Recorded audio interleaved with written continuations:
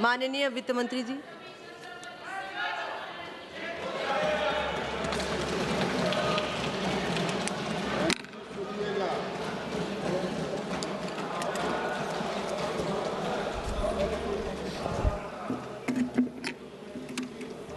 धन्यवाद madam.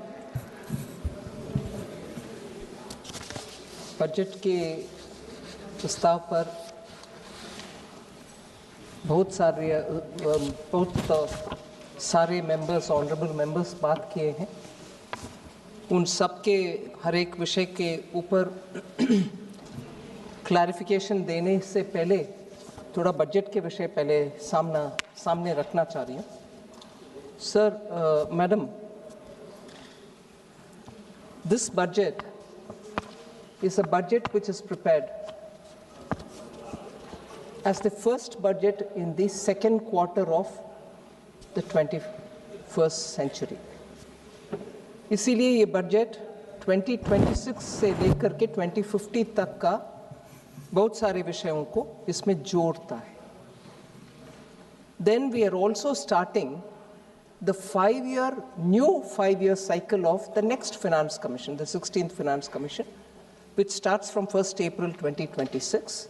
And therefore, the estimates are largely on the recommendations of the Finance Commission.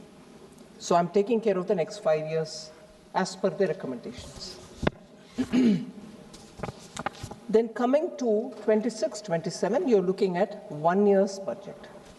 So in other words, this is, as Honorable Prime Minister said before the commencement of this budget session, that this is the first budget of the second quarter of 21st century, and truly it has got many of those features in it. That is why you're looking at some of the long-term investments that we are making today, which will have bearing in the long term. Whether you're talking of the Biopharma Shakti, the very thing that where we are highlighting how biosimilars will be an answer to many of those life-threatening diseases. And that takes a long time to evolve. You invest today, biosimilar arrives after several years.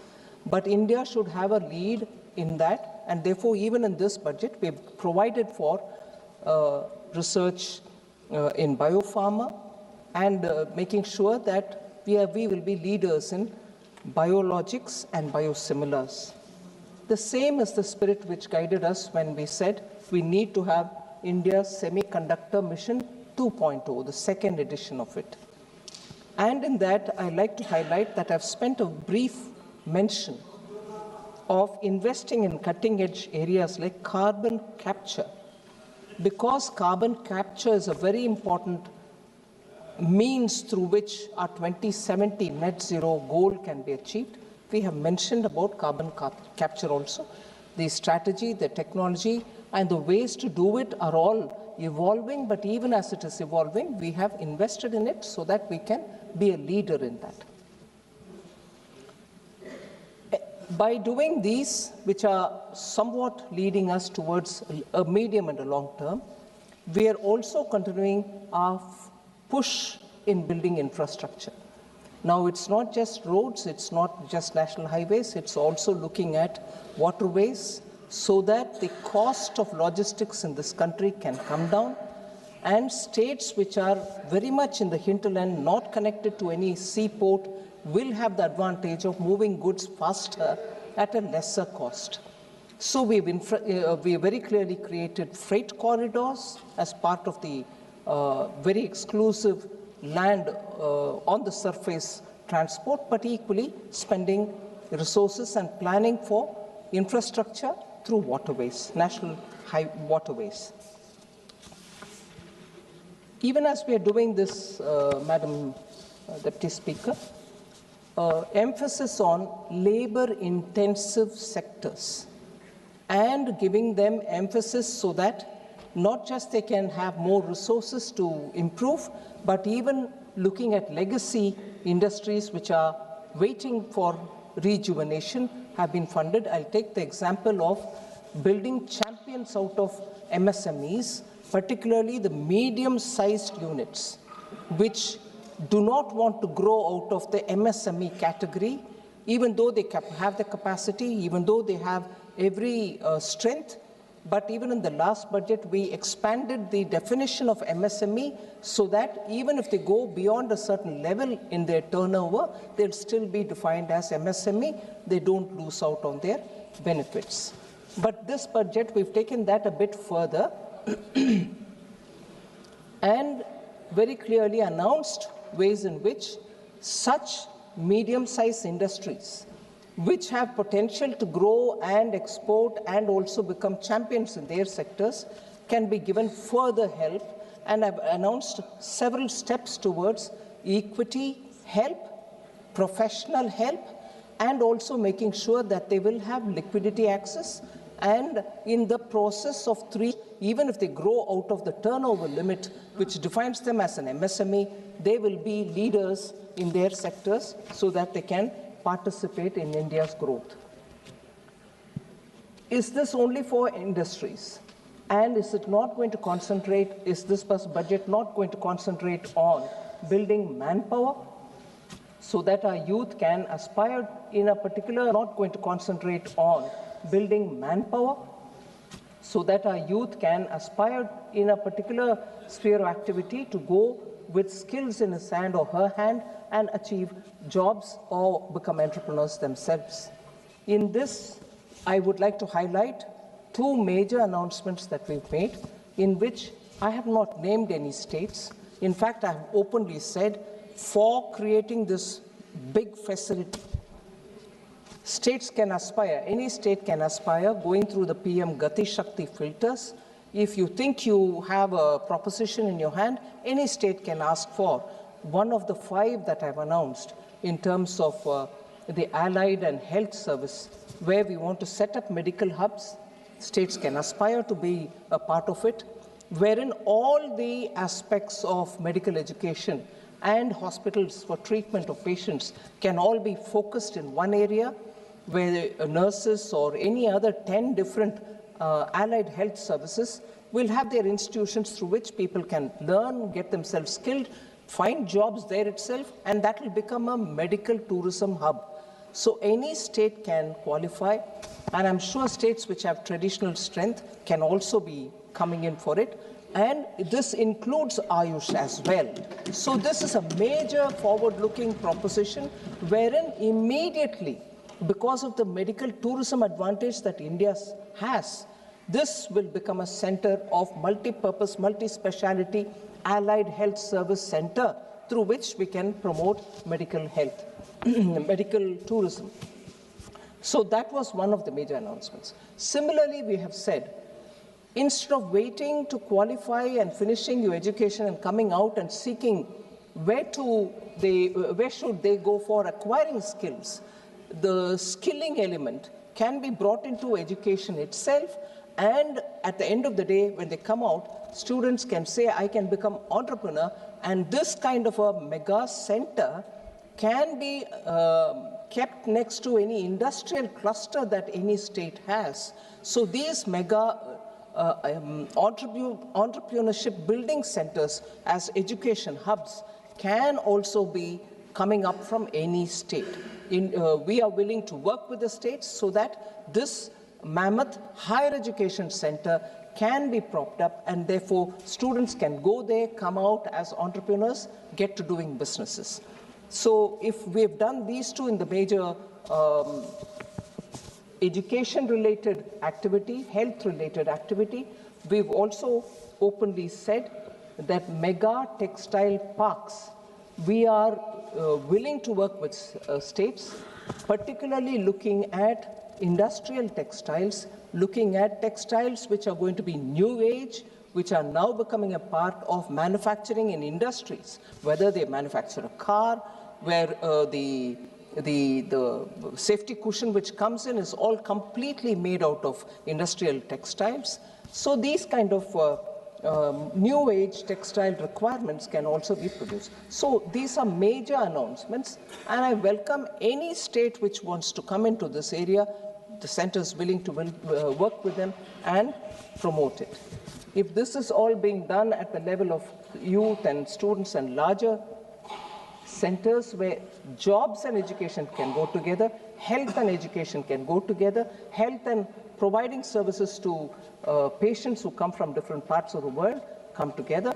We are also placing emphasis in animal husbandry, fisheries, to make sure that in every district you get the facilities for a veterinary surgeon, veterinary hospital, testing labs, so that animal husbandry can be given that priority immediately in the rural areas. So farmers or those who are not farmers who want to get into animal husbandry can also benefit. That is why these announcements for fishing sector, it goes along with money being put in for restoring 500 Amrit Sarovars, the waterways, and the particular waterway which has been, national waterway which has been announced, also has institutions of excellence along its course, along the course of the river, so that shipbuilding, boat building, particularly I mentioned this, the route in which the national waterway is being announced, which will end up covering all the mineral-rich parts of the country and linking up with Paradip or with Dhamra port, is passing through states where the Nishad log can become boat makers, and they're already experts in it. They can also teach people. They can become part of the Institute of Excellence, so that inland shipbuilding for the transporting of huge logistical facilities will all have the support of the local experts who for generations have done this work. They can also benefit in this growth. Equally, ma'am, as I said, not just helping the MSMEs which are new, but also the old and legacy industries, 200 legacy clusters which have been known for decades as those places which supported MSME, and from there they produce and export. It can be any of them. It can be Ludhiana, it can be Jalandhar, or it can be Kanpur, or it can be centers near Bihar, it can be anywhere in Bengal. So any legacy cluster, 200, we have volunteered that it can be funded, upgraded, given the modern instruments, hardware, software that is required, we will be undertaking that. Other than also providing for girls' hostel in every district, so that girls do not hesitate to take up to science education, which requires long-term, long hours to be spent in the colleges and universities. All of them, not just the girls' hostel, but the training, the internship, and the kind of programs that we're looking at, education centers, are all with AI provisioning. So AI education is not anymore kept at elite levels. It's going to be available for all our young.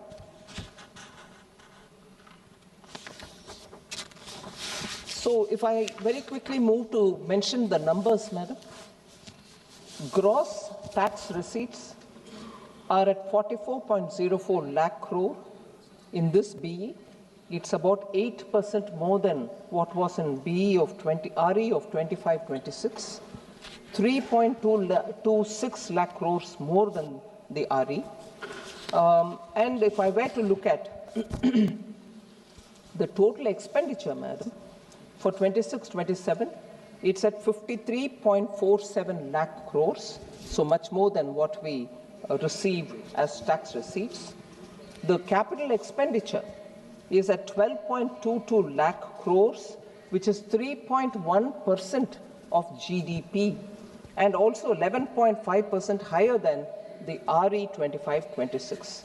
Of this, I'm glad to say, on the recommendation of finance ministers from the states who met me before the budget preparation, which is a normal calendar event, which before every budget I meet up with the state finance ministers, on their recommendation and accepting their recommendation, capital expenditure grant that we grant, call it loan without interest for 50 years, which eventually would be equivalent to a grant, has been increased on their request to 2 lakh crores under SASCI, and that is very much for their capital expenditure. Many states have actually shown that some of the signature projects of their states have been completed over the years since 2021 when we have been giving them SASKI, 50 years interest-free capital expenditure, money which goes to the states. So with this, the effective capital expenditure, although I said capital expenditure is 12.2 lakh crores, the effective capital expenditure, which includes the grants that I give to the states as well, is 17.1 lakh crores, which is 4.4% of the GDP, which goes only to build India in the states and everywhere else, union territories and so on. So states and union territory put together for the capital expenditure, 17.1 lakh crore is being given effectively.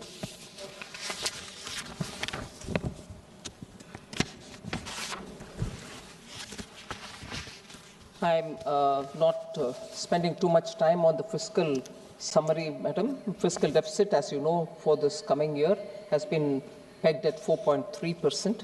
There are, of course, quite a few honorable members who said it's by restricting your expenditure that you've come to that fiscal consolidation. I'll explain it, that it is not by restricting the expenditure, but I can expand on that a bit later. The resources transferred to the states, often we are accused of not really transferring the 41% which the Finance Commission has recommended, that Government of India should give 41% of devolvable tax to the states. It's not 41%. I will assure this House through you, madam, 41% it is that we have transferred to the states. We have not reduced any state's transferred devolvable tax which has to go. And that I will also bring in the details. Total resources to be transferred to the states, including the devolution of states' share in taxes and releases that are made under the centrally sponsored scheme in 26-27, the coming year, is estimated to be at 25.44 lakh crores. इतना पैसा states को जाएगा इस साल, आने वाले साल, 25.44 lakh crores. This entails an increase of 2.70 lakh crores. ये पिछले इस साल जो मार्च तक है, उस साल से कंपेयर करते हुए अगर हम देखें तो 2.7 लाख करोड़ का इंक्रीज है 25-26 में, और 3.78 lakh crore more than the actuals of 24-25. So इतना स्पष्ट इंक्रीज स्टेट्स को जा रहा है. और इसके साथ साथ मैडम क्रेडिट अवेलेबिलिटी कैसा है इंडस्ट्रीज काम करने के लिए, छोटे इंडस्ट्रीज, छोटे उद्योगों के लिए total credit has actually expanded by 13.8% in the current financial year.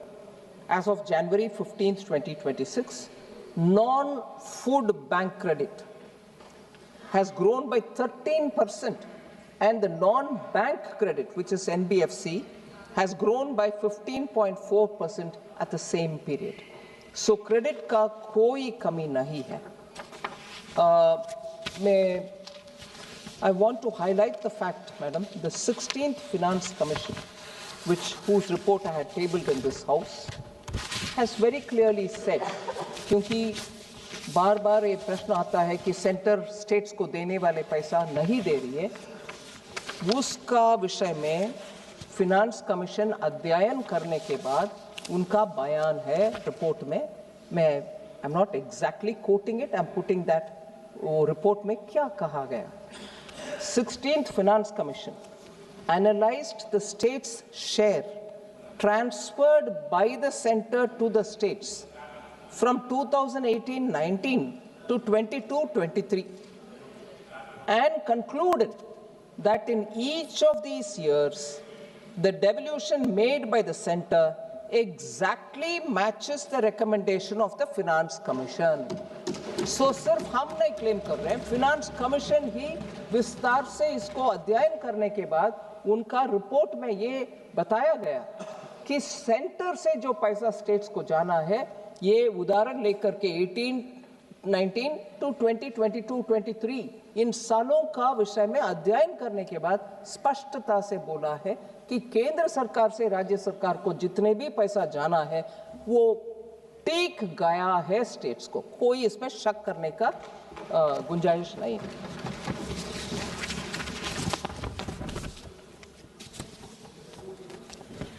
क्योंकि इस विषय में इतना स्पष्टता से मैं बात करना चाहती हूँ, थोड़ा सबको मालूम है फिर भी मैं याद दिलाना चाहती हूँ।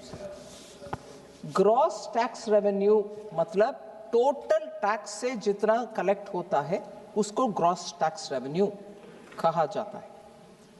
वो सेसेस भी और सरचार्जेस भी उसमें शामिल होता है, वो अलग है। फिर कॉन्स्टिट्यूशन ये बताता है कि सीएजी के द्वारा ऑडिट करने के बाद नेट प्रोसीड्स क्या है, ये निर्णय करने वाले सीएजी है। नेट प्रोसीड मतलब ये ग्रॉस टैक्स रेवेन्यू जो अमाउंट है उससे सेस को हटा दो, सरचार्ज को हटा दो, उसके बाद जितनी भी है उसको डिविजिबल पूल कहते हैं, वो ही है नेट प्रोसीड। उससे हम 41% स्टेट्स को भेजा है कि नहीं भेजा है, उसका अध्ययन होना चाहिए, ना कि ग्रॉस टैक्स रेवेन्यू के ऊपर। ग्रॉस टैक्स रेवेन्यू में सेस भी है, सरचार्ज भी है। सो जब डांटना है केंद्र सरकार को, आप सेस भी कलेक्ट कर रही हो, सरचार्ज भी कलेक्ट कर रही हो, हाँ कलेक्ट कर रहे हैं, क्योंकि कॉन्स्टिट्यूशन में हमें प्रावधान है सेस कलेक्ट कर सकते हैं और सरचार्ज कलेक्ट कर सकते हैं कॉन्स्टिट्यूशन के मुताबिक। वो हटाने के बाद जो पूल रहता है उसके ऊपर आपको 41% मिलना चाहिए। वो मिल रही है कि नहीं मिल रहे, आप उसके ऊपर कैलकुलेट करो, ना कि जीटीआर के ऊपर, और उसके बाद बोलोगे कि सेस भी आप कलेक्ट कर रही हो और उससे हमें कम भी दे रही हो। No, you can't have it both ways. So I think we should be very clear। और ये Annex 4A और Annex 4B, sorry,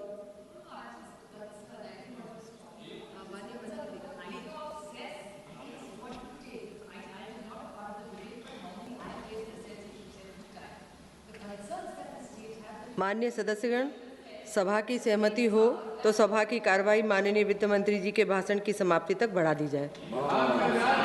माननीय मंत्री जी, continue. Yes, there is less accountability. The CAG also has said that. So the concerns that the state raised is that if you take everything in cess, then what are the states left with? Like even the new schemes, if you keep cutting, then what will the states have? That's the limited point I think the opposition is raising. I don't think there's any allegation about it. It's just to what. There's no suffering to the states even on that score, Madam Honorable Member. I'd like to explain that as well, and I will go into the detail with that as well. Cesses and surcharges, cesses particularly are collected for a particular purpose. Health cess, education cess, road cess, इन सब में जितने भी collect होते हैं वो हमारे काम में नहीं आता है, वो स्टेट्स को जाता है उस पर्पस के लिए। स्कूल बनाओ, एजुकेशन सेस, हेल्थ सेंटर में कुछ कमी है, मशीन्स खरीद लो, उसके लिए जाता है health cess. Road cess, road बनाने में जाता है, और जितना कलेक्शन हुआ उससे ज्यादा ही हम स्टेट्स को दे रहे, वो नंबर के साथ मैं अभी बताऊं। इसलिए सेंटर कलेक्ट करता है, ये नहीं है कि वो सेंटर ही उपयोग करता है। आखिर सेंटर के पास कोई रोड नहीं है और सेंटर के पास सिर्फ एक हॉस्पिटल है, ऐसे भी नहीं है। हॉस्पिटल हर जगह पर है, और हर जगह पर जितनी भी हॉस्पिटल है स्टेट के साथ हम शेयर करते हैं। सो सेस कलेक्ट करने के बावजूद पैसा जाता है स्टेट्स को ही। सो ये I just want to explain that, and वो नंबर भी मैं देती हूँ। और रिसीट बजट में, क्योंकि ऑनरेबल मेंबर्स इस विषय में बहुत रुचि लेते हैं, ये बोलना चाहती हूँ। रिसीट बजट एक डॉक्यूमेंट है, बजट के समय बजट डॉक्यूमेंट के साथ वो भी आता है। उसमें Annex 4A और 4B देख लीजिए, उसमें CAG ऑडिटेड नंबर का बयान उसमें रहता है, आप देख सकते हैं। हम हमारे बजट को रिफॉर्म करने के रास्ते पे चलते एक नया रिसीट बजट में जोड़ा है, 4C। वो 4C भी ही हर साल आता है। उस 4C से आपको और क्लियरली डेटा मिलेगा कि कहाँ जा रहा है पैसा। ये भी फिनांस कमीशन अभी रेकमेंड भी कर रहे हैं कि हर साल आप डेटा निकालो उसका, वो निकाल रहे हैं। और हमारे बजट के डॉक्यूमेंट में रिसीट में वो भी है, सिर्फ मेंबर्स का जानकारी के लिए मैं देना चाहती हूँ। और इसमें से मैं शुरू कर रही हूँ ऑनरेबल मेंबर्स का questions. Honourable N.K. Premachandran ji had asked related to this. आप अभी टारगेट डेट टू GDP में जा रही हो विदाउट अमेंडिंग द FRBM, ये प्रश्न था उनका। मैं उनको कहना चाह रही हूँ डेट टू GDP रेशियो ये नया टारगेट कुछ नहीं। Along with fiscal deficit, debt to GDP already included है as a target. 2018 amendment of the FRBM act में वो बनाया गया है वो प्रावधान। This is mentioned under the section 41B of the FRBM act. इसके कारण हम ये स्पष्टता से कह सकते हैं गवर्नमेंट के स्ट्रैटेजी टू अचीव विकसित Bharat is to provide capital investment in the economy. For that purpose, we have allocated effectively 17.15 lakh crore, and this will work as a force multiplier and therefore accelerate our move towards Vikasit Bharat, and this will be a very important factor in achieving Vikasit Bharat, not by moving this or that. We have not moved, both are available through the FRBM Act. Madam, बहुत सारे लोग युवाओं के लिए बात किए और ये विषय था कि कुछ ऐसे नया पॉलिसी नए ले आ रहे जिससे युवा के लिए रोजगार मिले और उनको कैसे क्या स्कीम्स के द्वारा अटेंड कर रहे हैं। मैं स्पष्टता से कहना चाहती हूँ, जैसे मैंने पहले ही बताया, 5 regional medical hubs medical tourism को बढ़ावा देगा। उसके साथ साथ 1 lakh opportunities in the next 5 years उस एक स्कीम के द्वारा होने वाले हैं।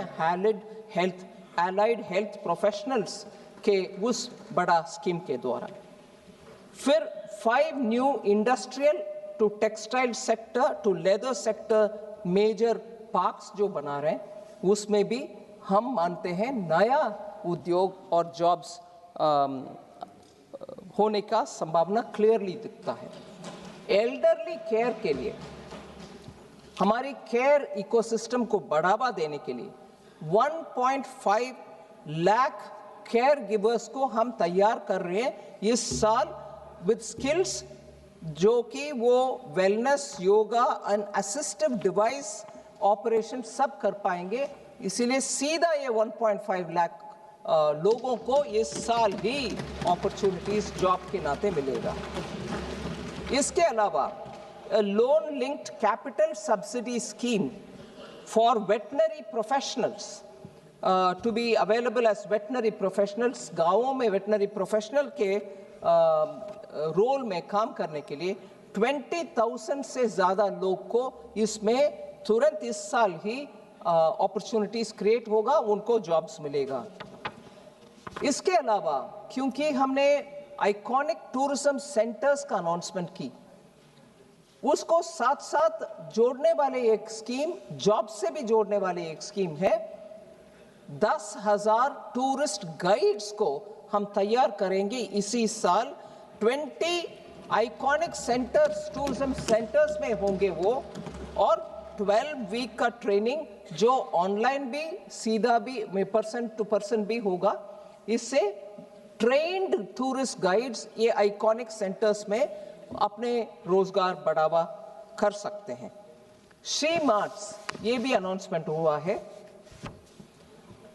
SHG ग्रुप्स के द्वारा, सेल्फ हेल्प ग्रुप्स के द्वारा महिलाओं को बहुत सारे प्रोत्साहन मिलता है, उनको कॉर्पस मिलता है, उनके छोटे छोटे बिजनेसेस कराने के लिए मदद मिलता है।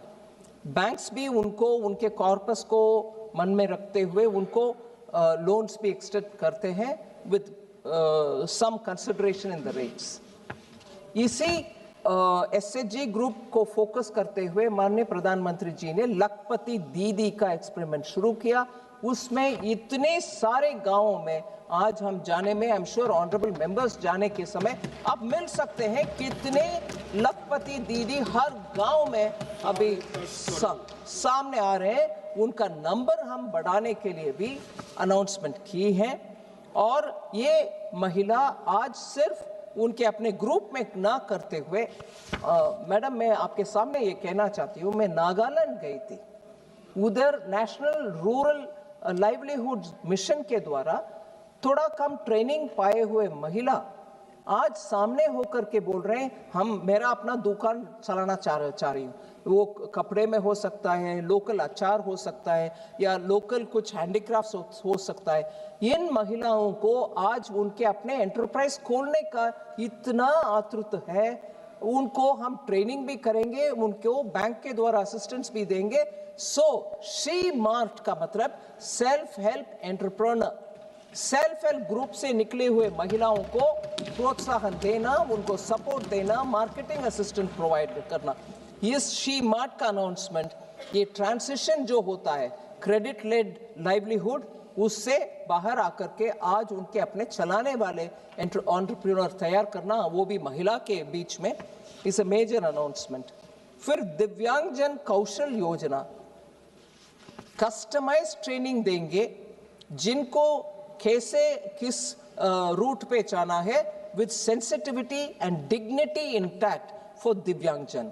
उनको आईटी में सेक्टर पा सकते हैं, या तो एवीजीसी में सेक्टर, जिसको अभी बड़ा प्रोत्साहन मिला, वो वेव्स कॉन्फ्रेंस के बाद भारत में बहुत अच्छा रिस्पांस मिल रही है। इनमें ये दिव्यांगजन लोगों को आईटी सेक्टर में भी और टेक्नोलॉजी सेक्टर में भी, एवीजीसी में भी, हॉस्पिटैलिटी सेक्टर में भी उनको जॉब्स मिलेगा। ऐसे हर एक सेक्टर के ऊपर ध्यान रख के हम जॉब्स के लिए, युवाओं के लिए ट्रेनिंग, इन सब में एआई का एक्सपोजर भी उनको दिलवा रहे। मैडम एग्रीकल्चर के ऊपर बहुत प्रश्न उठाए गए, उनको भी मैं कहना चाह रही हूँ कि टेक्नोलॉजी एआई ड्रिवन एडवाइजरी, वो भारत विस्तार के द्वारा ये मल्टीलिंगुअल एआई टूल होगा। एग्री स्टैक जो एग्रीकल्चर मिनिस्ट्री के द्वारा क्रिएट गए, हर फार्मर को आइडेंटिफाई करके उनके क्रॉप है, उनके सॉइल हेल्थ कैसा है, उनको कितना फर्टिलाइजर आवश्यकता होगा, ये सब का विषय कंप्लीटली डिजिटाइज्ड रूप में एग्री स्टैक में रखे हैं। इनफैक्ट एग्री स्टैक हमारे यूपीआई स्टैक जैसे बड़ा नेक्स्ट भारत का एक innovative approach to digitise agriculture, जिससे प्रोडक्टिविटी इंक्रीज होगा, फार्मर का इनकम बढ़ाने के लिए ये एग्री स्टैक पोर्टल और ICAR का एक पैकेज भी है एग्रीकल्चरल प्रैक्टिसेस के ऊपर, कौन सा बीज अच्छा क्वालिटी है उसको टेस्ट करने का, और क्या एक्सटेंशन ट्रेनिंग दिलवाना है, इरिगेशन कितना कैसे होना, ये दोनों का एग्री स्टैक जो डिपार्टमेंट का है और ICAR पैकेज जो quality of processing and also quality of seed and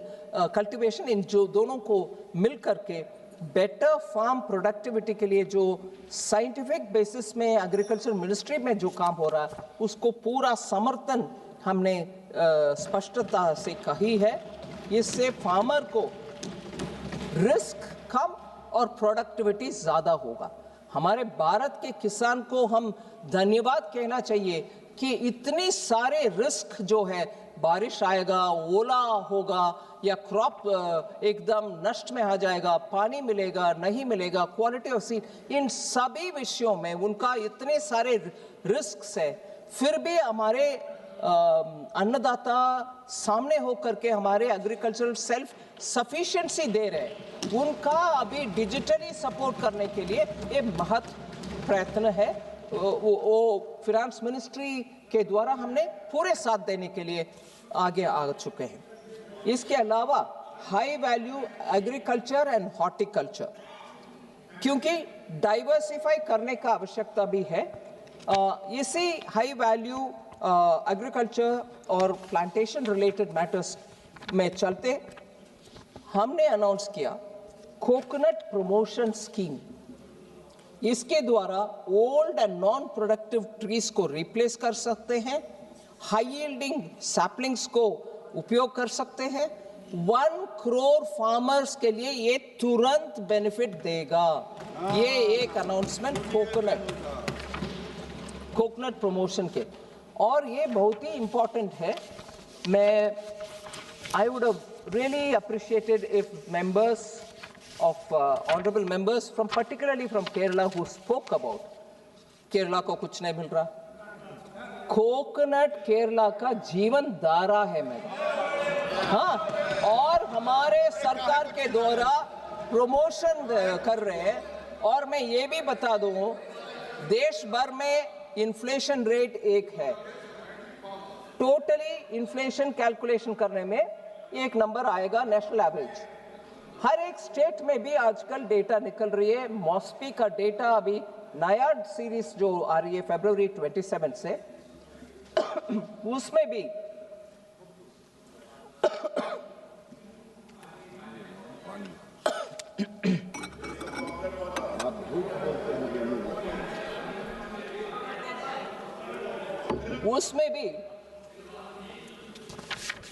states का इन्फ्लेशन डेटा देते हैं।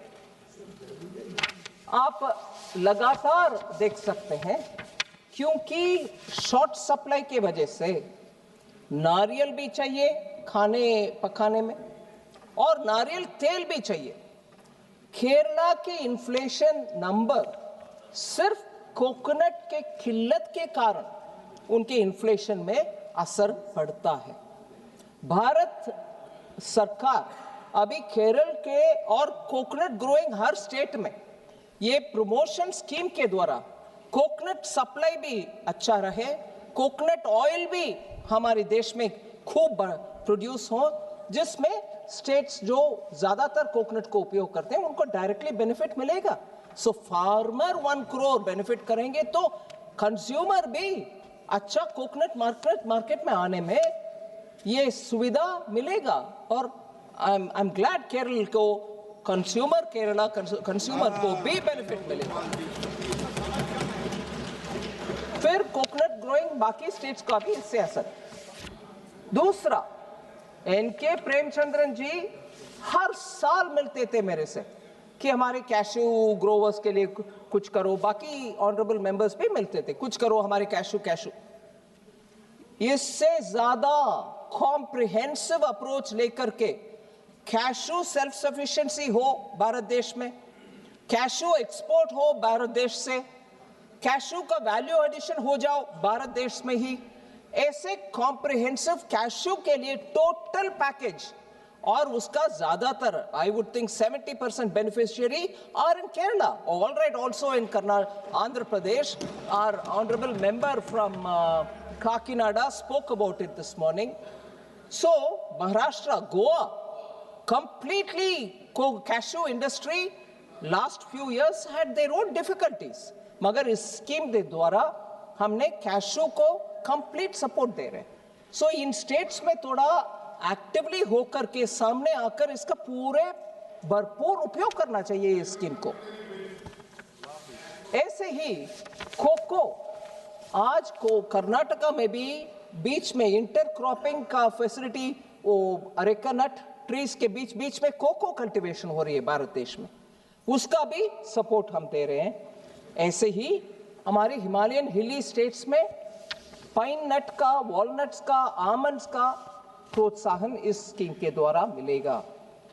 और नॉर्थ ईस्ट में पर्टिकुलरली त्रिपुरा एंड असम, ये अगर वुड उधर होता है, उसको like sambrani, the frankincense, they use it for making agarbattis, and south east Asia में उसका बहुत बड़ा मार्केट रहता है। त्रिपुरा में मुझे मालूम है बहुत बड़ा वन, अगर के वन, हमारे बीजेपी सरकार आने के तुरंत बाद उधर बहुत बड़ा इनिशिएटिव हुआ करता था, वो भी इसमें से बेनिफिट होगा। लास्टली, केरला और कर्नाटका, सैंडलवुड का बेनिफिट अब तक कोई सरकार ने उसके ऊपर बात नहीं किया। मोदी जी ने उसमें डायरेक्ट मुझे आदेश दिया। भारत का कल्चर से जुड़े हुए सैंडलवुड हमारे पूजा में, हमारे घरों में रखते हैं, और सैंडलवुड को सीक्रेट मानते हैं हम। उसका कल्टीवेशन ही कम हो रहा है। मुझे सुनने में आया और डेटा भी मैंने देखा, ऑस्ट्रेलिया में आज बड़ा सा सैंडलवुड का वन वो लोग तैयार कर रहे हैं। भारत को पुनः सैंडलवुड का प्रामुख्यता समझ करके हम उसको प्रोत्साहन देना चाहते हैं। I am grateful honourable prime minister came and said, you are from the south, don't you know that you are losing all the sandalwood forest. इसका अभी मुझे ये भी मालूम है, आंध्रा में नेल्लूर डिस्ट्रिक्ट में शायद एक व्यक्ति पिछले 25-30 इयर्स से सैंडलवुड कल्टीवेट कर रहा है, मगर वो घर उनका वन में नहीं है, ऑर्डिनरी लैंड में उन्होंने सैंडलवुड कल्टीवेट किया। मगर कानून ऐसे है, वो सैंडलवुड इन द फॉरेस्ट जैसे ही उसको भी हम देखते हैं, काटना नहीं है, उसको कुछ करना नहीं है, मगर बड़ा हो गया ये किसान तो उनके अपने व्यक्तिगत अनुभव के साथ उसको बढ़ाया, मगर we are not able to do anything. So कानून जब रेस्ट्रिक्टिव हो जाता है, ऐसे बड़ा जो भारत देश का संपत्ति माना जाना चाहिए, ऐसे सैंडलवुड का भी हम इस बार प्रोत्साहन दे रहे हैं। I am sure Kerala, Karnataka and states can benefit out of it. मत्स्य पालन के ऊपर 1 मिनट लेती हूं, क्योंकि बहुत सारे मेंबर्स उसके ऊपर भी बात किए। 500 रिजर्वायर को हम अमृत सरोवर का नाम दे रहे हैं, और फिशरी वैल्यू चेन पूरे कोस्टल स्टेट्स में वैल्यू चेन बनाने के लिए हम फिश फार्मर्स प्रोड्यूसर ऑर्गेनाइजेशन बना करके उनके द्वारा वैल्यू एडिशन कोस्टल एरियाज में ही हो जाने दो, फिर उससे एक्सपोर्ट भी अच्छा बढ़ सकते हैं। वो भी हम इस बजट में प्रावधान कर चुके हैं। इसके अलावा मैडम, कभी भी ऐसे प्रोत्साहन देंगे मगर एक्सपोर्ट करने के समय दिक्कत आ जाता है। Duty free EEZ fishing zone, exclusive economic zone जो होता है हमारे समुद्र के तट में, उस पूरे इलाका में फिशिंग राइट्स हमारे फिशरमैन को मिलना चाहिए। अभी तो वो 12 किलोमीटर्स तक ही जा सकते, उसके आगे जाने में दिक्कत आ जाता है। अभी हम we have amended things in such a way that they can go to the high seas also and catch fish, and that fish can be exported even from there, and every such selling will be considered as export. Processing का भी हम boost करना चाहते हैं। उसका भी import duty में कुछ चेंजेस ले आए, जिससे मत्स्यकारों को बेनिफिट हो सकता है। एनिमल हस्बेंड्री मैंने ऑलरेडी रेफर कर चुकी हूँ, ज़्यादा उसमें और एक्सपैंड करना नहीं है। मगर लाइफ स्टॉक सेक्टर के लिए कैलकुलेशन जब हम करते हैं सेंट्रल एक्साइज ड्यूटी का, बायोगैस ब्लेंडेड CNG के ऊपर एक्साइज ड्यूटी जो लगाते हैं, the entire value chain, biogas value chain को हम एक्सक्लूड कर रहे हैं, उसके ऊपर कोई एक्साइज ड्यूटी नहीं होगा, जिससे सीधा किसान का बेनिफिट मिलेगा। फिर कोऑपरेटिव सेक्टर में बहुत सारे फार्मर्स काम करते हैं, उसको भी इस बजट में टैक्स में राहत दिलाए हैं, क्योंकि वो कैटल फीड उत्पादन करके उनके अपने कोऑपरेटिव सोसाइटी में देते हैं, उसके ऊपर कोई टैक्स नहीं लगेगा। ऐसे ही नेशनल फाइबर स्कीम, जिसमें सिल्क, वूल और जूट का भी हम प्रावधान दे रहे हैं, छोटे छोटे लघु उद्योग काम करते हैं उसमें। ऐसे ही आयुर्वेदा एक्सपोर्ट्स का भी फार्मर्स जो ऐसे हर्ब्स को, जड़ी बूटियों को उत्पादन करते हैं, उनके फील्ड में उगाते हैं, उनको भी लैब सेटअप करके क्वालिटी मेडिसिन तैयार करने के लिए कर रहे हैं। मैडम, एक विषय फार्मर के जब बात करते हैं, फार्मर के ऊपर विषय बात करते हैं, बजट एलोकेशन फॉर फर्टिलाइजर ज़्यादातर हम भूल जाते हैं। फर्टिलाइजर के लिए जो भारत में हम कुछ मात्रा में प्रोड्यूस करते हैं, मगर ज़्यादातर हम इंपोर्ट करते हैं। खर्च भारत सरकार उठाती है, और किसान को कोई कहीं कमी ना हो, और इतने भी इंपोर्ट करो मगर किसान को कमी ना हो। उसके कारण मैडम, हमारे बजटरी एलोकेशन इस बार 1.71 लाख करोड़ है इंपोर्ट ऑफ फर्टिलाइजर्स के लिए, और डिपार्टमेंट ऑफ फर्टिलाइजर ने हमारे लिए ये सेफगार्ड करने के लिए इतना एलोकेशन कर दो ऐसे डिमांड किया। हमने पूरे उसको तुरंत मंजूरी भी दे दी है, जिससे फार्मर्स को कोई शॉर्टेज ना हो। और यूरिया सब्सिडी इंटरनेशनल मार्केट का दाम के अनुसार भी कम ज्यादा होते हैं जी, मगर आखिर किसान को किल्लत नहीं होने देंगे हम। ये अमाउंट बार बार दिखाने में नहीं है। आप ये बात बताओ, कोई किल्लत हुआ कि नहीं हुआ? कोई किल्लत नहीं है, कोई किल्लत नहीं है। स्टेट गवर्नमेंट जाकर के जो होर्डिंग करके बैठ रहा या प्लाईवुड इंडस्ट्री को भेज रहा, वो एक्शन लेना चाहिए। नहीं, बिल्कुल नहीं। माननीय मंत्री प्लीज। और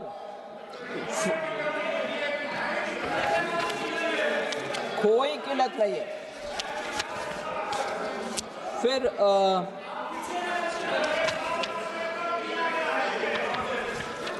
मैडम, बार बार बहुत सारे लोग मखाना बोर्ड पिछले बार आपने अनाउंस किया, क्या हो गया?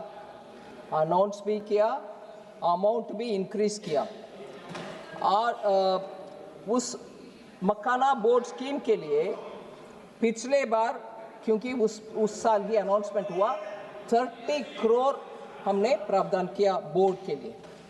इस बार वो 90 करोड़ इंक्रीज हुआ है, कम नहीं हुआ। और बिहार सरकार ने जमीन भी उसके लिए एलोकेट कर चुके हैं, सो उसके ऊपर जरूर आगे बढ़ेगी काम।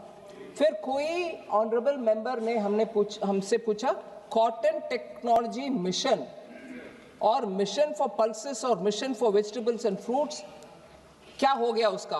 बहुत अनाउंसमेंट करते हो स्कीम, आखिर क्या हो रहा? ये तीनों को हमने मर्ज कर चुके हैं, और सेंट्रली स्पॉन्सर्ड स्कीम का नाम अभी कृषि उन्नति योजना। इसके तहत ये तीनों के लिए जो पैसा उनको मिलना है वो मिलेगा।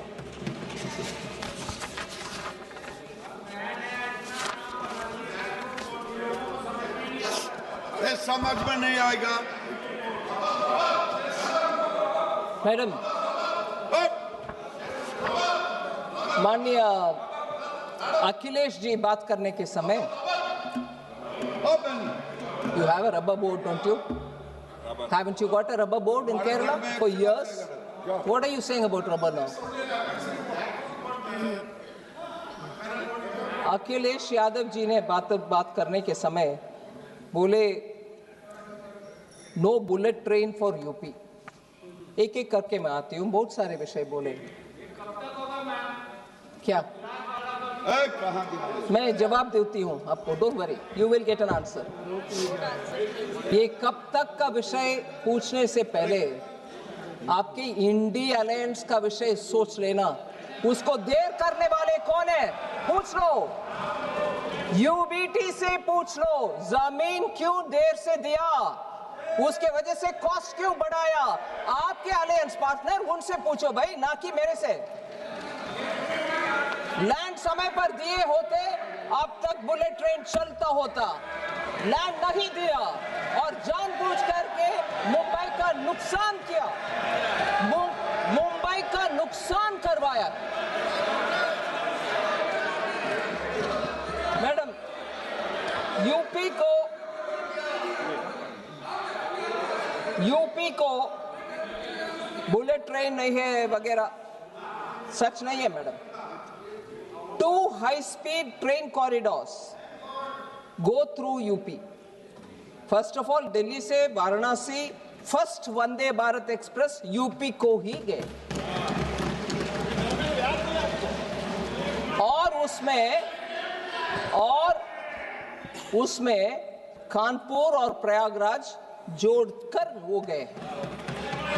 सो दिल्ली वाराणसी और वाराणसी से सिलीगुड़ी तक ये हाई स्पीड ट्रेन यूपी से ही निकलता है, ठीक है। सो बैठिए। इसके अलावा वाराणसी को रेलवे में कनेक्टिविटी हब माना जाता है। ईस्ट से, साउथ से, नॉर्थ से, वेस्ट से आने वाले पूरे ट्रेन वाराणसी हब में ही होते। रेलवे का बड़ा सा एस्टैब्लिशमेंट वाराणसी में है, उसके कारण ये उधर जॉब्स भी मिलता, उत्तर प्रदेश का रेलवे नेटवर्क भी बढ़ रहा और उधर से रेलवे कोचेस का मैन्युफैक्चर भी उधर से ही हो रहे हैं। रेलवे के पूरे ध्यान उत्तर प्रदेश में है सर। और बजट का विषय में बोल रही हूं, average annual railway budget 18 fold increase हुआ है उत्तर प्रदेश में। 2009 से 2014 तक 1109 करोड़ था। 2009 से 14 तक 1109 करोड़ था उत्तर प्रदेश के लिए रेलवे बजट में। मगर अब 2026-27 में 20,012 करोड़ हुआ है। 1,000 से 20,000 करोड़। सो उत्तर प्रदेश का प्रामुख्यता इस नंबर से आपको समझ में आना चाहिए।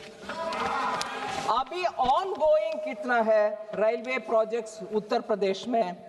92,056 करोड़, मतलब 1,00,000 करोड़ तक जाना है, जस्ट 40 करोड़ कम। 92,056 करोड़ रेलवे में on going projects Uttar Pradesh में आज भी है। वो ऑन गोइंग क्या है?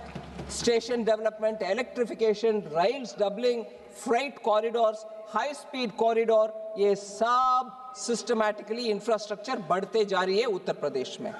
सो मैं माननीय अखिलेश जी से अनुरोध करती हूं, थोड़ा तथ्यों को नजर रखते हुए बातें करें। सो अगले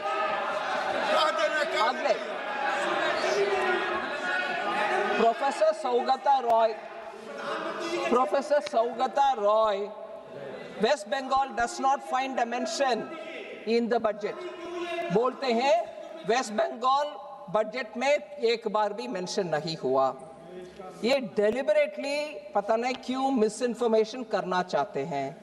मैं बोलना चाह रही हूं, वेस्ट बंगाल पूर्वोदय में एक बहुत ही इंपॉर्टेंट स्टेट में, वो स्ट्रैटेजिकली उनको उधर लोकेशन पूर्वोदय में, उसके तहत east coast industrial corridor Durgapur से बजट अनाउंसमेंट इतना क्लियर करती है, integrated east coast industrial corridor Durgapur में एक नोड रख करके आसनसोल दुर्गापुर बेल्ट को पोजीशन करती है और ईस्टर्न इंडियन इंडस्ट्रियल कॉरिडोर उससे बनेगा। दुर्गापुर उसका एंकर होगा। Second, high speed rail to north Bengal, Varanasi से जो अभी मैंने बताया सिलीगुड़ी जाने वाले train, high speed rail north Bengal को पहुंच रही है। सिलीगुड़ी नॉर्थ में एक ट्रांसिट हब जैसे बनने वाले हैं, वो भी बंगाल में है। तीसरा, जूट रिवाइवल के लिए हमने इतना बड़ा घोषणा की है, national fibre scheme for self reliance in jute, और बंगाल के हुगली बेल्ट में जो जूट मिल्स है उन सब में लाखों जूट फार्मर्स को उसके द्वारा उनका जीवन शैली ही गुजरता है, उनके लिए अलग से national fibre for self reliance in jute. क्या सिर्फ बंगाल के लिए वो एक अकेला स्कीम नहीं होगा, बड़ा सा स्कीम नहीं होगा, किसान के लिए नहीं होगा, वो भी बंगाल के लिए है। इसके अलावा leather exports, duty free imports, inputs, shoe upper का इनपुट्स का भी हमने ड्यूटी फ्री कर दिया, जिससे लेदर इंडस्ट्री में काम करने वाले बंगाल में ज्यादातर लोग पहले 6 महीने के लिए इंपोर्ट करें और 6 महीने के अंदर एक्सपोर्ट भी करना पड़ता था। अभी वो नहीं है, आप इंपोर्ट करो, पूरे 1 साल रखो और उसके बाद आराम से एक्सपोर्ट करो। ये सुविधा लेदर इंडस्ट्री में काम करने वाले के लिए इस बजट में हमने लिया है, वो बंगाल के लिए नहीं है।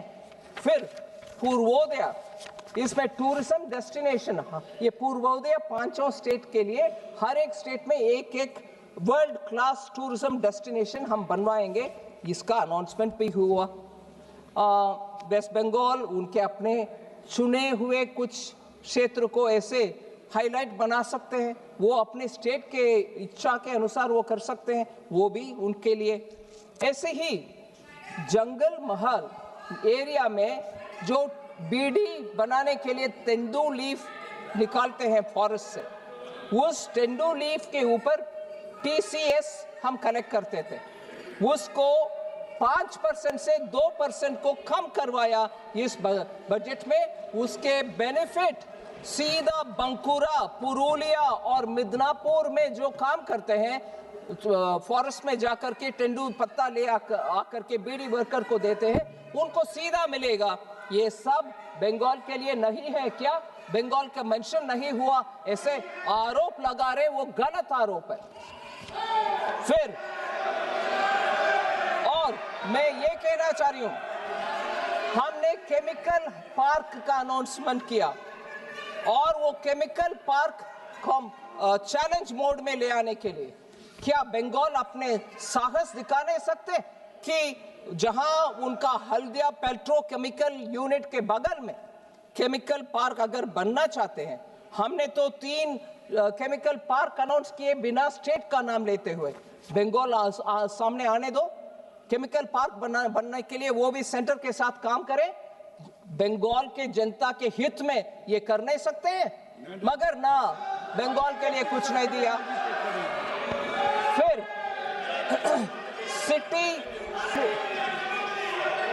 सिटी इकोनॉमिक रीजन का अनाउंसमेंट हुआ। इसमें हम बोल रहे हैं, आप उदाहरण के लिए मैं बोल रही हूं, मैंने नाम नहीं लिया, कोई भी स्टेट आ सकते हैं सामने। हर साल अगले 5 साल के लिए हर साल 1000 करोड़ देंगे एक सिटी का इकोनॉमिक रीजन बनाने के लिए। क्यों? कोलकाता, हावड़ा, आसनसोल, दुर्गापुर उसमें शामिल हो सकते हैं। 5000 करोड़ लो 5 साल के लिए, कौन रोक रहा भाई आपको? नहीं, हम गुस्से में हर बार सुप्रीम कोर्ट तक जाएंगे, सेंट्रल गवर्नमेंट हमारे खिलाफ है और डांट खाएंगे उधर, सुप्रीम कोर्ट में डांट खाओगे, मगर एक्सेप्ट नहीं करोगे, सेंटर आपको हेल्प कर रहा है। ये सिटी इकोनॉमिक रीजन क्यों नहीं कर सकते? नहीं, हम सब हाथ में दे, फिर भी केंद्र सरकार के ऊपर डांट पड़ते होना चाहिए। ये शर्मनाक कॉन्डक्ट मुझे लगता है बार बार केंद्र सरकार के ऊपर फेडरलिज्म का लेक्चर देने वाले बंगाल, आइए सामने आइए, इसमें प्रपोज करिए, ले लीजिए। और लास्ट में madam, national institute of design जो अहमदाबाद में है, देश में और एक नहीं है, उनका आउटपोस्ट ही है, उनका एक्सटेंशन है। नया नेशनल इंस्टीट्यूट ऑफ डिजाइन हम बनाने के लिए घोषणा कर चुके हैं, वो पूर्वोदय में होगा। इसमें भी बंगाल आ सकते हैं सामने, हमें भी दे दो, आओ ले आओ, बंगाल के हित में अगर चाहते हैं सामने आओ, ले लो। बीजेपी आएगी बंगाल में, बीजेपी आएगी बंगाल में। मैडम, एक और विषय मैंने बहुत ही ध्यान से सुना, ऑनरेबल मेंबर अभिषेक बैनर्जी का स्पीच ध्यान से सुना। अभिषेक बैनर्जी का स्पीच मैंने ध्यान से सुना, मगर मुझे दुख लग रहा है कि इस सदन में आकर के सदन के हर मेंबर को मालूम है ऐसे जानकारी को तोड़ मडोड़ करके अनट्रूथ, एकदम गलत बयान। जीएसटी, अब सुन लो भैया, सुन लो, जीएसटी इतना क्या बोलते हैं, चमकदार और वेरी अट्रैक्टिव वे में वो बोलते हैं, एक बंदा अगर जन्म से टैक्स पे करता है, जन्म लेते हुए ही दूध के ऊपर टैक्स है, डायपर के ऊपर टैक्स है, फिर स्कूल में जाता है नोटबुक के ऊपर टैक्स है, फिर हॉस्पिटल में जाता है उसमें टैक्स है। कहां से निकाल रहे हैं जी ये सब? मैं बोल रही हूं 2017 जब जीएसटी इंट्रोडक्शन हुआ तब से ही दूध के ऊपर टैक्स नहीं है जीएसटी। ये कहां से ले आ रहे हैं जी? एक इस हाउस को I don't know if it is the right word, बेवकूफ बनाने के लिए उनका भाषण है। मिल्क के ऊपर कोई टैक्स नहीं है जीएसटी, एजुकेशन के ऊपर कोई टैक्स नहीं है, जीएसटी इफेक्टिवली एग्जेम्प्ट है, जीरो है। Pre school to higher secondary education ये सब जीएसटी से मुफ्त। Education leading to recognised qualification जहां है वहां भी जीएसटी नहीं है। बुक्स, नोटबुक्स, टेक्स्ट बुक्स सब जीरो है जीएसटी। ये सब जुलाई 2017 से ही, ये नेक्स्ट जनरेशन जो सितंबर 2025 में आया उसमें और सुधार हुआ है।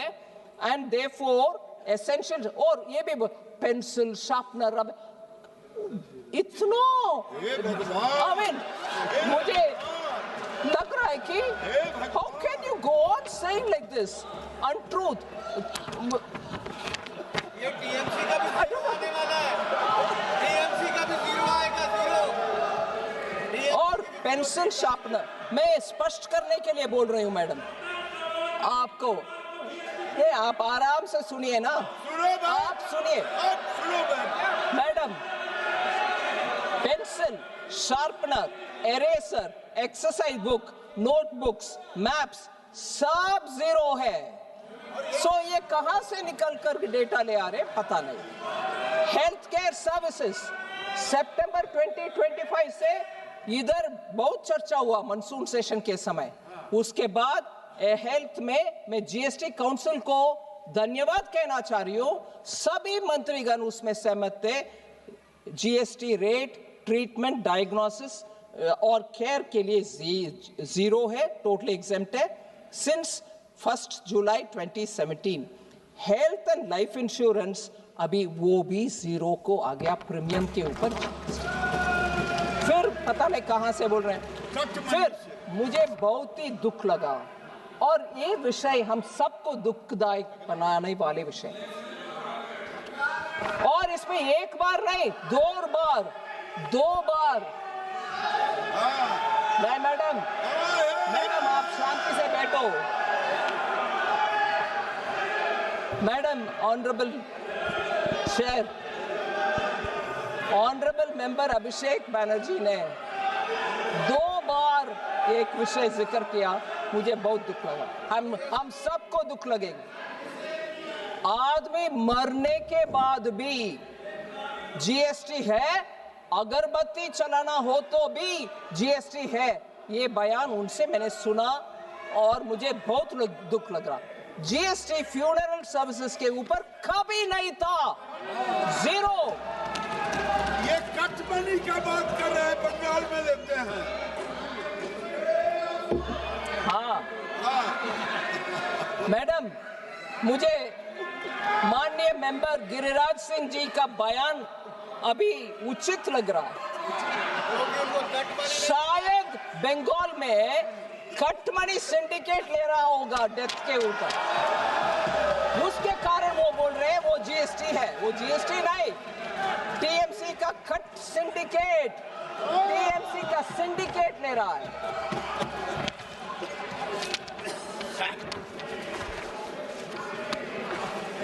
मैडम, एक और विषय,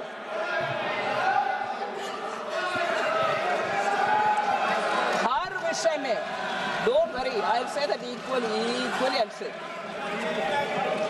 स्टेट गवर्नमेंट में रोड लेवीज लगाते हैं बंगाल में, और न्यू व्हीकल रजिस्ट्रेशन के समय लगाते हैं। अगर बंगाल के नागरिक के ऊपर इतना उनके मन में पीड़ा है कि जीएसटी लेके जा रहे हैं सब में, वो स्टेट लेवल टैक्स क्यों लगाना है?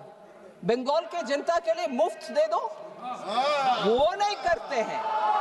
मगर जीएसटी से पैसा भी आना चाहिए, दोष भी लगाना चाहिए।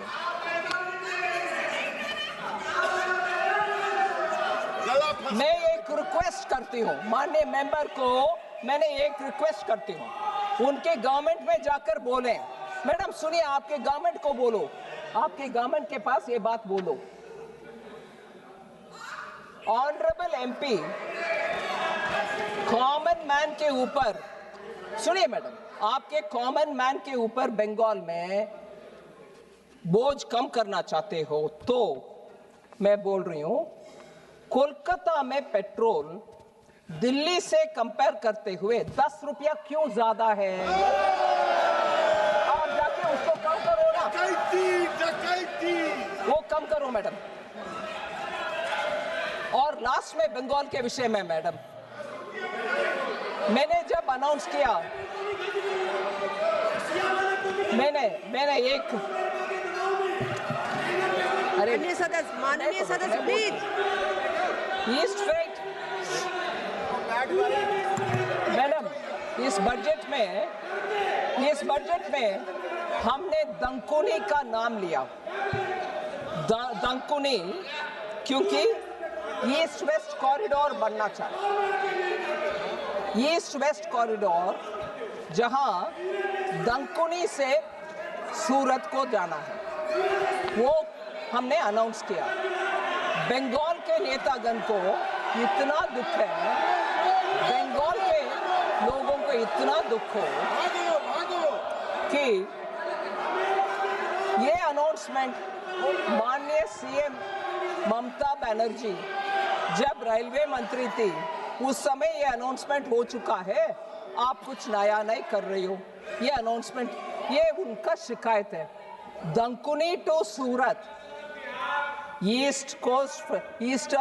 ईस्ट वेस्ट फ्रेट कॉरिडोर का अनाउंसमेंट, उसमें बंगाल के लोग बोलते हैं ये तो हमारी ममता बनर्जी रेलवे मंत्री जब थी उस समय अनाउंसमेंट हुआ है।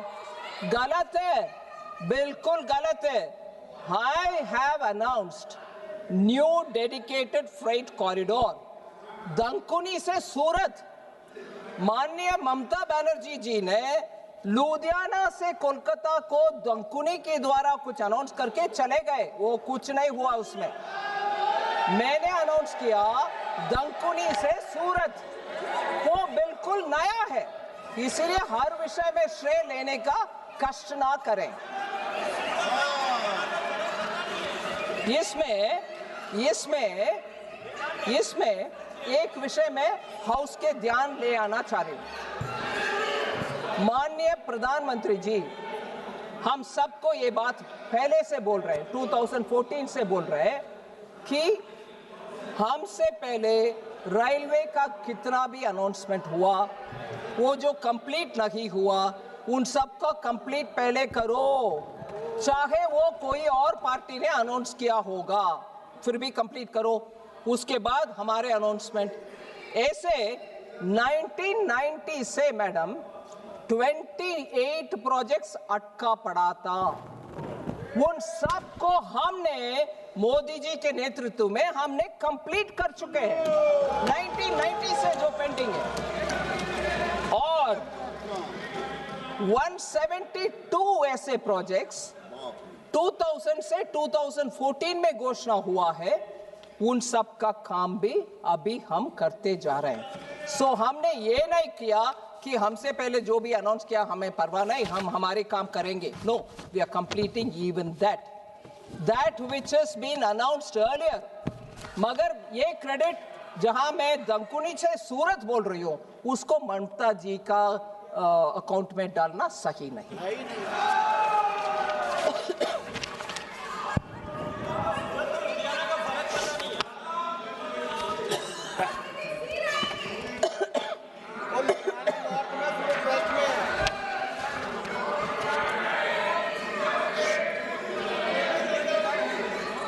एक और बात माननीय अभिषेक बैनर्जी का विषय में, वो बोले हैं हम आई come from a Bharat.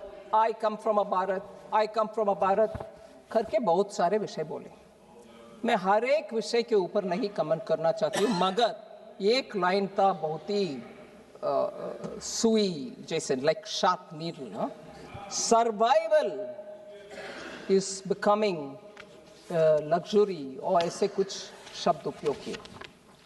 Survival is actually becoming a दिक्कत।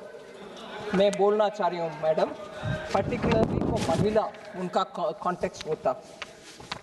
अक्टूबर 2025 में MBBS स्टूडेंट ओडिशा से जो बंगाल में पढ़ रही थी, दुर्गापुर में, उनका गैंग रेप हुआ। फिर लीगल प्रोसेस के द्वारा वो झगड़ा करके फरवरी 2026 तक आई। फिर अक्टूबर 2025 में ऑनरेबल चीफ मिनिस्टर पब्लिकली बोल रहे हैं, 2025 में माननीय चीफ मिनिस्टर एक महिला होते हुए, अब सुनिए सुनिए सुनिए मैडम, महिला होते हुए भी माननीय चीफ मिनिस्टर बोल रहे हैं, अगर महिला गर्ल हो, एस्पेशली गर्ल चाइल्ड, रात्रि के समय बाहर नहीं आना। They should not be allowed to come outside the house. आपके लॉ एंड ऑर्डर को इंप्रूव नहीं कर रही हो, मगर महिला के ऊपर दोष डालते जा रही हो। और आपको he said it.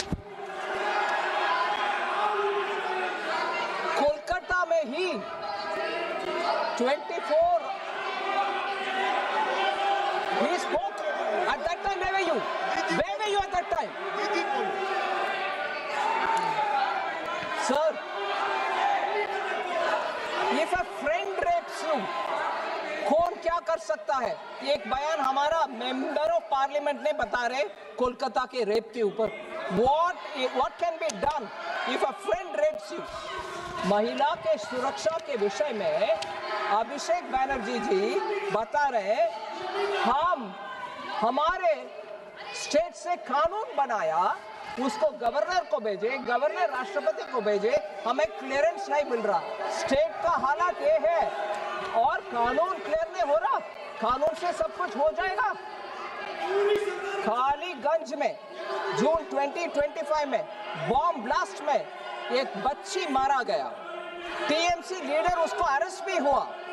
मेदिनीपुर में टीएमसी लीडर का अरेस्ट हुआ बॉम्ब के वजह से। बंगाल में बॉम्ब चलता है, कानून नहीं चलता। और लास्ट में मैं बता रहा हूं, एनसीआरबी का data, national crime research bureau का डेटा, कन्विक्शन रेट क्राइम का, इसमें 35 रैंक में है, 36 स्टेट्स का लिस्ट में 35th रैंक में है बंगाल। और हमारे ऊपर शिकायत,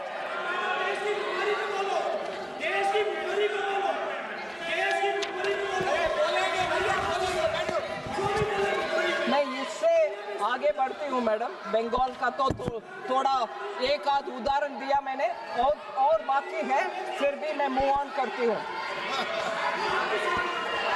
कम्युनिस्ट लोग खड़े होकर के इधर बात किए बजट के ऊपर कम्युनिस्ट लोग बात किए।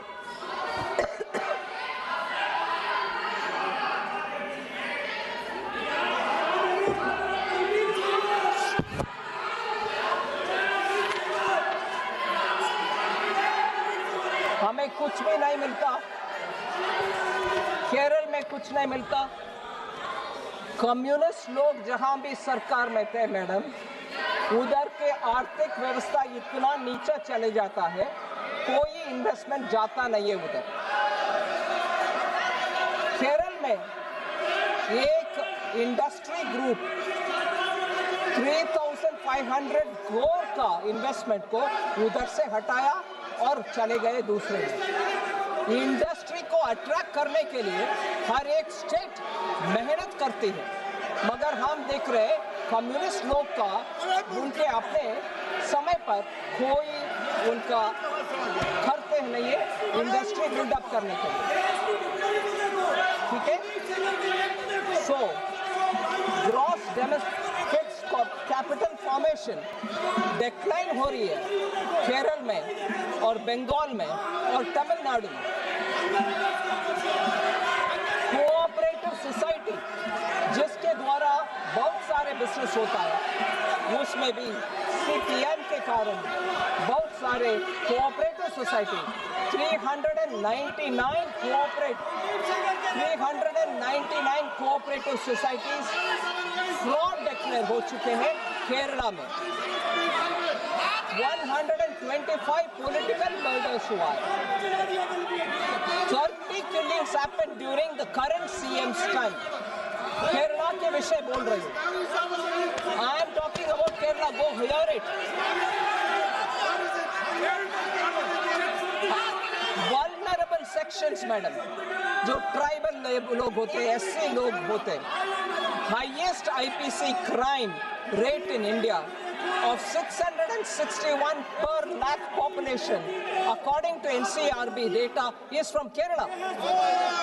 और scheduled tribes में 35.5 पर लाख पॉपुलेशन में ST लोग के ऊपर क्राइम होता है केरल में, NCRB डेटा है। और ऐसे ही अट्रॉसिटी अगेंस्ट ST 6.2% इंक्रीज हुआ है केरल में। और केरला असेंबली में ही बताया गया कि SC के ऊपर 1.2% इंक्रीज हुआ। सो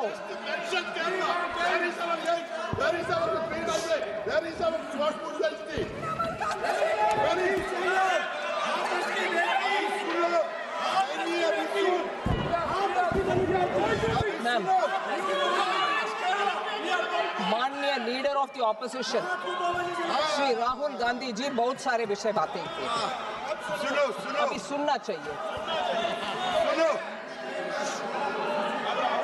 वो थोड़े जीजुत्सु मार्शल आर्ट के लैंग्वेज बताए। हाँ, ग्रिप, कंट्रोल, ग्रिप बहुत बताए ग्रिप के ऊपर। और ये भी बताए, इतने भी बताए कि चेयर में बैठे हुए हमारे जगदम्बिका पाल जी को हम आपको रिस्पेक्ट करते हैं, आप आखिर हमारी पार्टी वाला है वगैरह, वो भी बताए। ठीक है जी। बिट्टू को गद्दार था। बट उन्हीं के पार्टी से बाहर आए हुए बिट्टू को ट्रेटर बताया। ये एक चेयर में बैठे हुए दोस्त है, हमारे बिट्टू ट्रेटर हो गए। सो ऐसे कहने वाले लीडर ऑफ द ऑपोजिशन बहुत सारे विषय बताए, उनको मैं जरूर एक पॉइंट पे जरूर आंसर करना चाहता हूँ। मैं वो सही एक विषय उठाए। Please listen, I am talking about LOP. Listen, you will be keen to know. नहीं, Suresh, you're not wanting to listen on LOP? Kodi Kundil Suresh, माननीय your मंत्री जी, LOP and माननीय मंत्री जी, माननीय मंत्री प्लीज। AI और डेटा के ऊपर बहुत चिंता व्यक्त की कि भारत के डेटा विदेश में चली जा रहे हैं। सही नहीं है, क्योंकि हम इंसेंटिवाइज कर रहे हैं डेटा सेंटर्स को, जिससे भारत देश में डेटा रहे और भारत के युवा को जॉब्स मिले। उसके लिए हम कर रहे हैं डेटा सेंटर के लिए प्रावधान, और उसको बिना समझे ये बोल रहे डेटा आप विदेश का कंपनी को दे रही हो। हमारे यहाँ क्या होगा? हमारे यहाँ इंसेंटिवाइज कर रहे हैं इसीलिए कि डेटा सेंटर भारत में रहे, डेटा भारत में रहे और डेटा हमारे युवाओं को मैनेज करने के लिए हमारे हाथ में रहे। ये एक विषय है। दूसरा,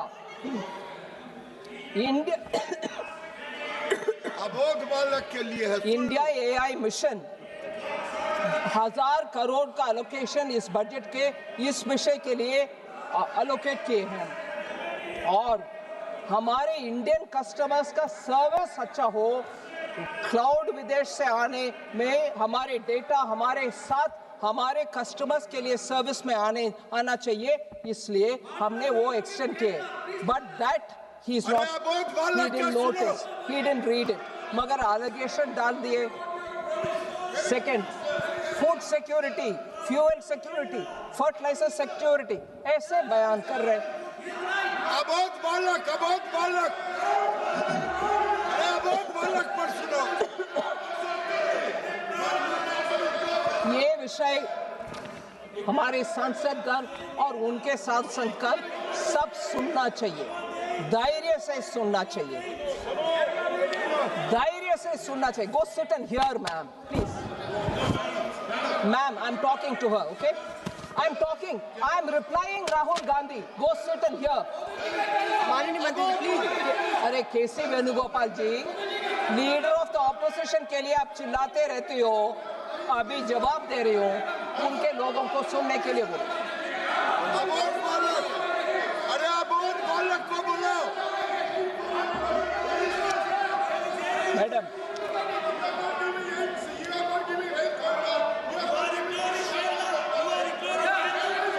फूड सिक्योरिटी, वैल्यू एडिशन के ऊपर बात कर रहे थे।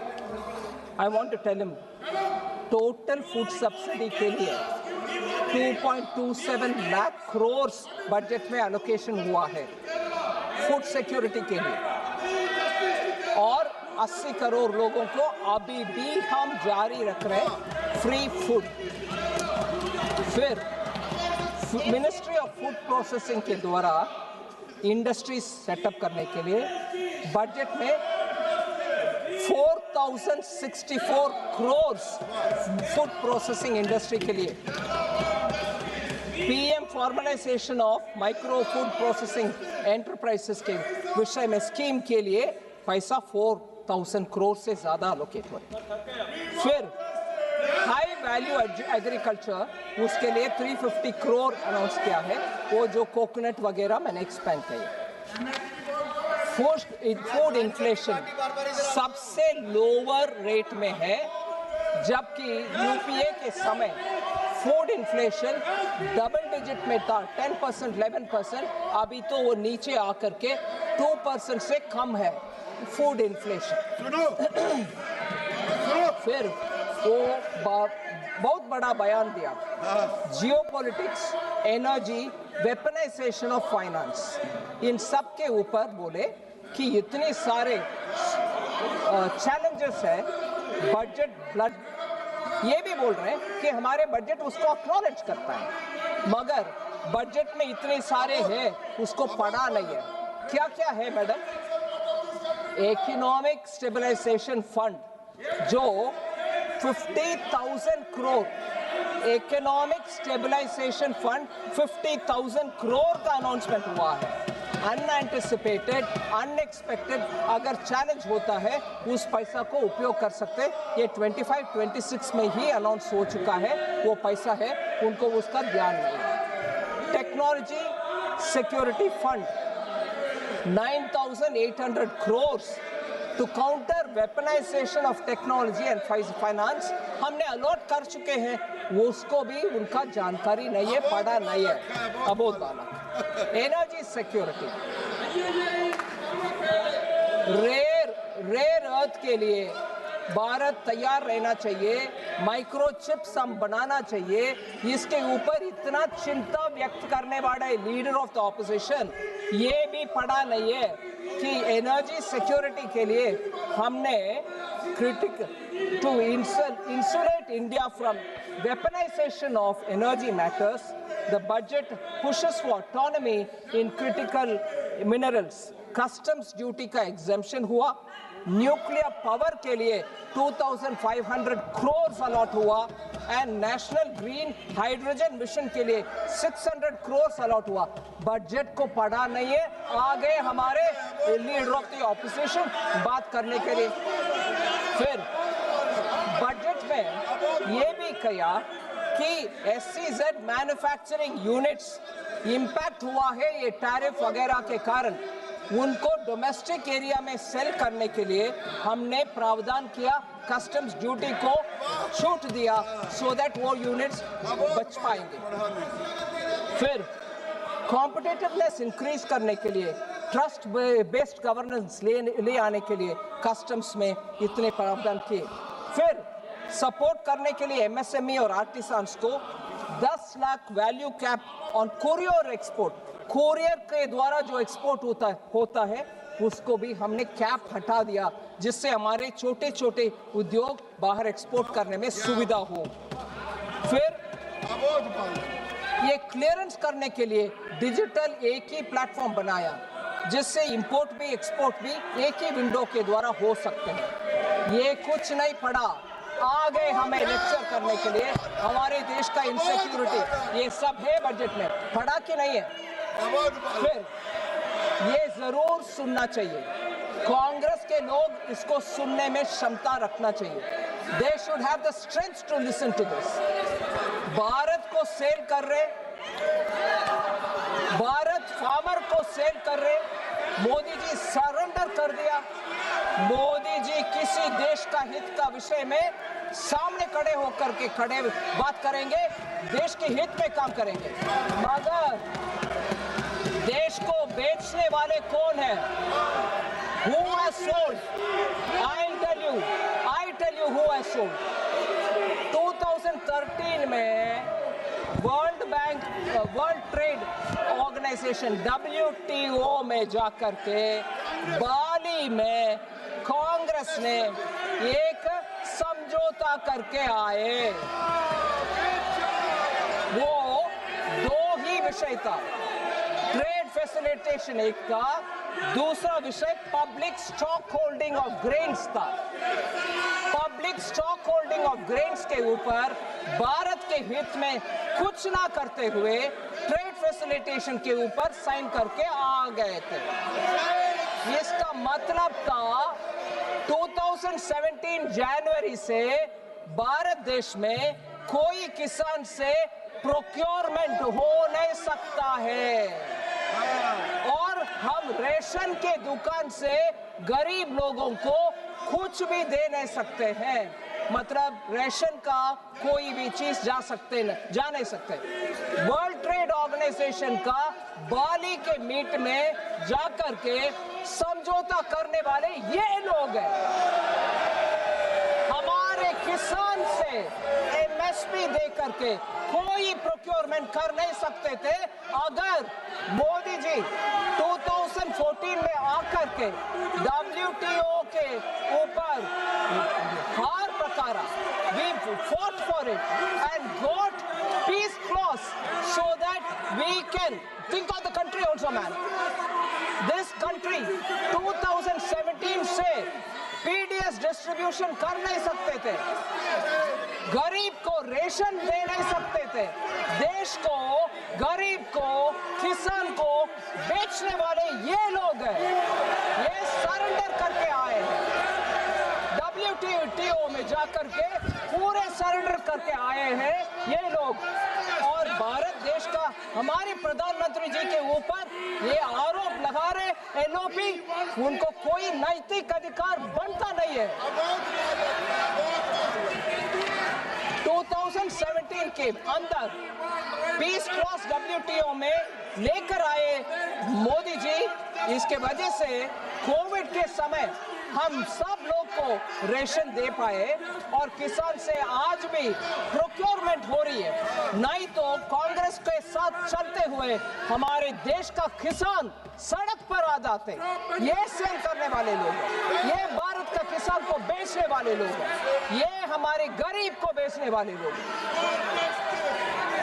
मैडम, लास्ट में एक और विषय, नहीं, पाकिस्तान के साथ भारत को जोड़ने दे दिया और यूएस एडमिनिस्ट्रेशन के साथ डील करने के समय आप पाकिस्तान के साथ भारत को जोड़ने क्यों दिया? और ये कहकर लीडर ऑफ द ऑपोजिशन हमें सजेशंस दे रहे हैं, नेगोशिएशन कैसे करना है।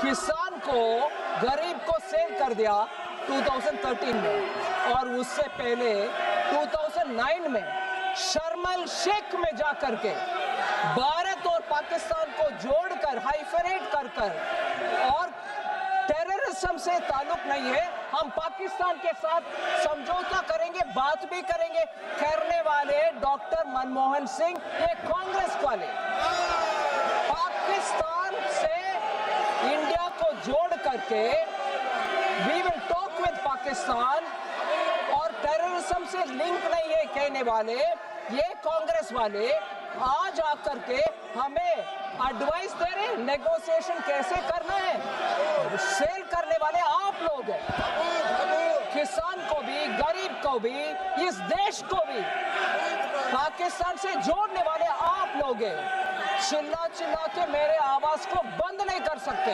ये पूरे देश सुनेगा, ये पूरे देश सुनेगा। आप आकर के इधर हमें एडवाइस दे रही हो। यस, किरण रिजिजू ने सही कहा, भारत को बेचने वाले कोई माय की लाडला अभी तक जन्म नहीं हुआ, मोदी जी कभी नहीं करेंगे। Thank you madam.